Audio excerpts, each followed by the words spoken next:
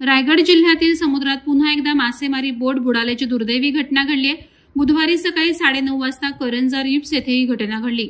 ही मासेमारी नौका गुजरात राज्यातील असल्याचं प्राथमिक माहितीवरून समजतंय। वादळी हवामान आणि मासेमारी बंदी असतानाही ही बोट समुद्रात कशी गेली याबाबत प्रश्न उपस्थित होत आहेत।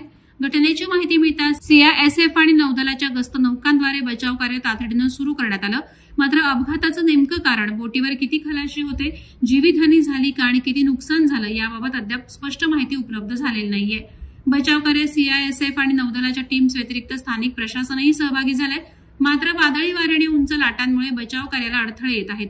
घटनास्थळी असलेल्या प्रत्यक्षदर्शींनुसार बोट अचानक उडू लागली आणि त्यातील खलाशांनी समुद्रात उड्या मारल्या।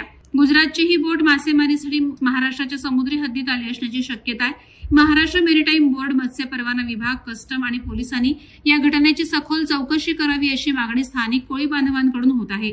अद्याप कोणतीही जीवितहानीची पुष्टी झालेली नाही। रायगड समुद्र किनाऱ्यावर अशा घटना यापूर्वीही घडल्यात, ज्यामुळे मच्छीमारांच्या सुरक्षेबाबत चिंता वाढली। याच वर्षी जुलै महिन्यात अलिबागजवळ एक मासेमारी बोट उलटली होती, ज्यात 8 मच्छीमारांपैकी 5 जण वाचले तर 3 बेपत्ता झाले होते। नंतर त्यांचे मृतदेह सापडले। ही बोट मान्सून काळातील मासेमारी बंदी असतानाही समुद्रात गेली होती।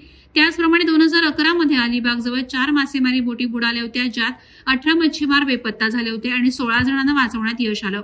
2023 मध्येही रायगड किनाऱ्याजवळ एक बोट बुडत असताना 7 मच्छीमारांना वाचवण्यात आलं होतं।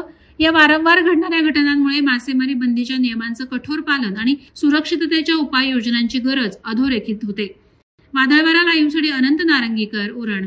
नवी मुंबई व रायगड जिल्ह्यातील ताज्या बातम्या आणि घडामोडींसाठी सबस्क्राईब करा वादळवारा लाईव्ह चॅनल आणि दाबा बेल आयकॉन।